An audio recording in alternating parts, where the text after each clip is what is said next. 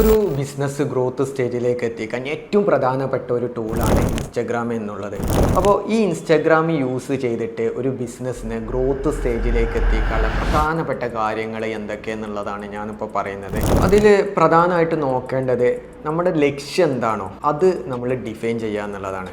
ചില ആളുകളെ പ്രധാനപ്പെട്ട ലക്ഷ്യം ജസ്റ്റ് കസ്റ്റമർ ബേസ് ഉണ്ടാക്കുക എന്നുള്ളതായിരിക്കും, ചിലത് മാക്സിമം ലീഡ്സ് കൊണ്ടുവരിക എന്നുള്ളതായിരിക്കും, ചിലത് മാക്സിമം സെയിൽസ് കൊണ്ടുവരിക എന്നുള്ളതായിരിക്കും. ഫോർ എക്സാമ്പിൾ, ഒരു ബിസിനസ്സിൻ്റെ ലക്ഷ്യം എന്ന് പറയുന്നത് ലീഡ്സ് കൊണ്ടുവരിക എന്നുള്ളതെങ്കിൽ നമ്മളൊരു സെയിൽസി ആയിട്ടുള്ള കോണ്ടന്റുകൾ എപ്പോഴും പോസ്റ്റ് ചെയ്ത് എന്ന് കരുതി ലീഡ്സ് കൊണ്ടുവരണം എന്നില്ല.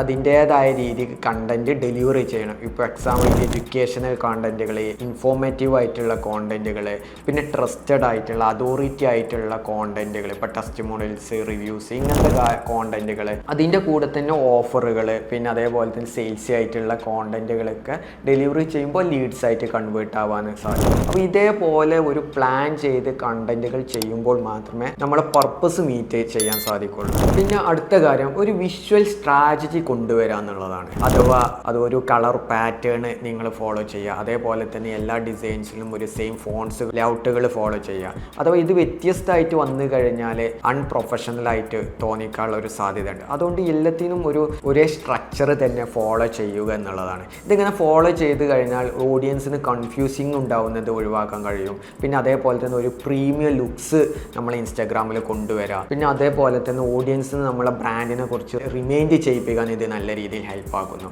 അതേപോലെ തന്നെ ഇൻസ്റ്റാഗ്രാമിൻ്റെ ഹൈലൈറ്റ്സുകളൊക്കെ നമ്മളെ കളർ പാറ്റേൺ തന്നെ ഫോളോ ചെയ്യുക. പിന്നെ അതേപോലെ ഏറ്റവും ബെസ്റ്റ് ആയിട്ടുള്ള കോണ്ടന്റ് ബൂസ്റ്റ് ചെയ്യുക എന്നുള്ളതാണ്. അഥവാ ഇൻസ്റ്റാഗ്രാമിൽ പല രീതിയിലുള്ള കോണ്ടന്റുകൾ നമ്മൾ പോസ്റ്റ് ചെയ്തിട്ടുണ്ടാവും. അതിൽ ഏറ്റവും ബെസ്റ്റായിട്ട് ഓർഗാനിക് റീച്ച് കിട്ടിയ കോണ്ടന്റ്, പ്രൊഫൈൽ വിസിറ്റ് ഒബ്ജക്റ്റീവ് ഒക്കെ വെച്ചിട്ട് നമ്മൾ എന്ത് ചെയ്യണം, മാക്സിമം പ്രൊമോഷൻ ചെയ്യണം. അതുവഴി നമ്മൾക്ക് നല്ല രീതിയിൽ ഫോളോവേഴ്സും കാര്യങ്ങളെല്ലാം കിട്ടാൻ സാധ്യത ഉണ്ട് എന്നുള്ളതാണ്. പിന്നെ അടുത്ത കാര്യം, പെർഫെക്റ്റ് ആയിട്ടുള്ള കോണ്ടന്റുകൾ റെഡിയാക്കുക എന്നുള്ളതാണ്. അപ്പോൾ റീലായിക്കോട്ടെ, കരോസിലായിക്കോട്ടെ, നമ്മളെ ഓഡിയൻസിനോട് ബന്ധപ്പെട്ടുള്ള കോണ്ടന്റുകൾ മാക്സിമം ഡെലിവറി ചെയ്യാൻ നോക്കുക. അഥവാ ഒരു കോണ്ടന്റ് ചെയ്യുമ്പോൾ ഹുക്ക് വാല്യൂ സീറ്റ് ചെയ്യുക. ഈ ഒരു ഫോർമുലയിൽ കണ്ടന്റ് ചെയ്യുക എന്നുള്ളത്. നല്ല ബെസ്റ്റായിട്ട് ഹുക്കായിരിക്കണം. അത് കഴിഞ്ഞാൽ ഏറ്റവും നല്ല വാല്യൂ ആയിട്ടുള്ള കോണ്ടന്റുകൾ കൊടുക്കണം. അത് കഴിഞ്ഞാൽ ഒരു സ്ട്രോങ് ആയിട്ടുള്ള CTA കൊടുക്കണം. അപ്പോൾ ഈ രീതിയിൽ കരോസിലായിക്കോട്ടെ, റീൽ കണ്ടന്റ് ആയിക്കോട്ടെ, ഇത് ഫോളോ ചെയ്യുക എന്നുള്ളതാണ്. പിന്നെ അടുത്ത കാര്യം, നമ്മൾ ഇൻസ്റ്റാഗ്രാമിൽ പല രീതിയിലുള്ള പോസ്റ്റുകൾ ഇടുമ്പോഴും ക്യാപ്ഷനിൽ കൂടുതൽ കോൺസെൻട്രേറ്റ് ചെയ്യുക എന്നുള്ളതാണ്.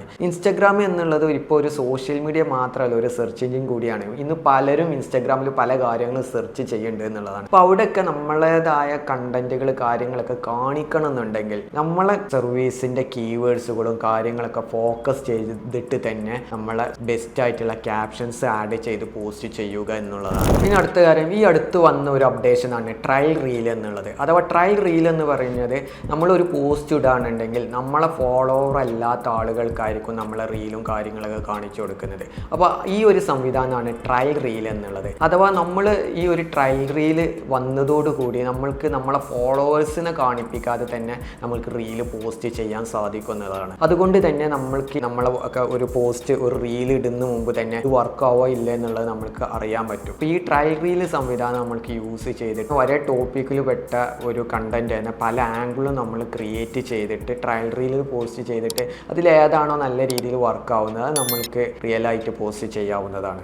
പിന്നെ ഇൻസ്റ്റാഗ്രാമിൽ നമ്മൾക്കൊക്കെ യൂസ് ചെയ്യാൻ പറ്റുന്ന ഒരു കാര്യമാണ് കമൻറ്റ് ഫണൽ സ്ട്രാറ്റജി എന്നുള്ളത്. അഥവാ നിങ്ങൾക്കൊക്കെ അറിയാം, പല ഓട്ടോമേഷൻ മെസ്സേജുകളൊക്കെ നിങ്ങൾക്ക് കിട്ടും. അഥവാ ഇന്ന PDF കിട്ടാൻ വേണ്ടി കമൻറ്റ് ചെയ്യൂ.